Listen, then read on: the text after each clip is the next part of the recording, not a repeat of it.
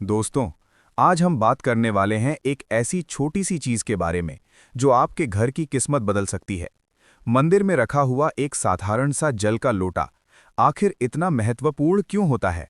बहुत से लोग अनजाने में ऐसी गलतियां कर बैठते हैं जो उनके जीवन में परेशानियों का कारण बन जाती हैं और बाद में उन्हें पछताना पड़ता है। अब बात करते हैं दीपक की।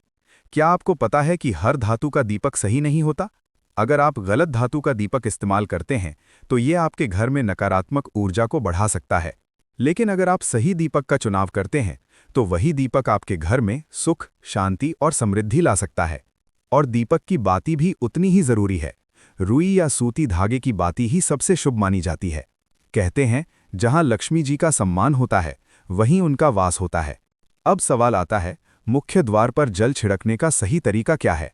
रात को सोने से पहले एक पात्र में जल भरकर अपनी रसोई में रख दीजिए और सुबह उठकर सबसे पहले उस जल को अपने मुख्य द्वार पर छिड़किए। ये छोटा सा उपाय आपके घर की नकारात्मक ऊर्जा को खत्म कर सकता है। ऐसा माना जाता है कि सुबह सुबह माँ लक्ष्मी हर घर के द्वार पर आती हैं और जब आप जल छिड़कते हैं तो आपके पितरों का आशीर्वाद भी आपको मिलता है। सुबह उठते ही सबसे पहले अपने हाथों को देखकर माँ लक्ष्मी का ध्यान करें। घर में दीपक जलाने से केवल रोशनी ही नहीं होती बल्कि अंधकार और नकारात्मकता भी दूर होती है। वैज्ञानिक दृष्टि से भी दीपक का धुआं वातावरण को शुद्ध करने में मदद करता है। जिस घर में रोज दीपक जलता है वहां सुख और समृद्धि का वास होता है। अगर दीपक में एक लौंग डालकर जलाया जाए तो इसका असर और भी बढ़ जाता है। जलता हुआ दीपक शुभ शक्तियों को अपनी ओर आकर्षित करता है। अब बात करते हैं मंदिर में रखे जल की।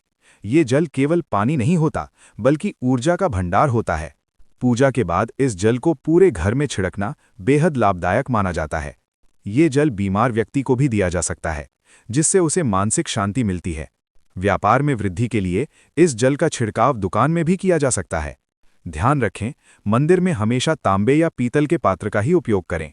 स्टील या लोहे का उपयोग करने से नकारात्मक प्रभाव पड़ सकता है।